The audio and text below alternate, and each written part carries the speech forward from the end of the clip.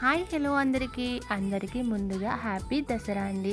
అందరూ భక్తి శ్రద్ధలతో 9 రోజులు అమ్మవారికి రకరకాల నైవేద్యాలు పెట్టి భక్తి శ్రద్ధలతో పూజలు అయ్యే చేస్తూ ఉంటారు కదా. అలాగే మీ ఇంట్లో ఈరోజు ఏమేమి ప్రసాదాలు చేశారో నాకైతే కామెంట్ చేయండి. ఈరోజు నేనైతే పులిహోర చేశానన్నమాట, చింతపండు పులిహోర. అది కూడా మా అమ్మగారి స్టైలు. ఇది వచ్చేసి అయితే కొబ్బరి పులిహోర పచ్చడి అని మేము అంటాం. మీరేమంటారో నాకైతే కామెంట్ చేయండి. నిమ్మకాయ పిండి తాలింపు పెడతాం కదా, చాలా టేస్ట్ ఉంటుంది. నేను కర్రీ వచ్చేసి అయితే ఈరోజు పప్పు టమాటా కర్రీ చేశానండి.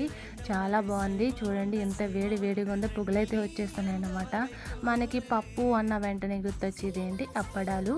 ఏమేమి అప్పడాలు చేశానో అవి కూడా చూపిస్తాను. ఇందులోకి 2 రకాల అప్పడాలు అయితే చేశాను. అలాగే పెరుగు మిర్చి కూడా చేశాను. పెరుగు మిర్చి అయితే చాలా బాగుంటుంది. అలాగే ఈరోజు మేము ఇంట్లో పూజ అది చేసుకుని టెంపుల్కి అయితే కూడా వెళ్ళామన్నమాట. నేను ఆ వీడియో కూడా పోస్ట్ చేస్తాను, ఒడిశాలో పూజ అది ఎలా చేస్తారు ఏంటి అన్నది. Thank you for watching. Bye.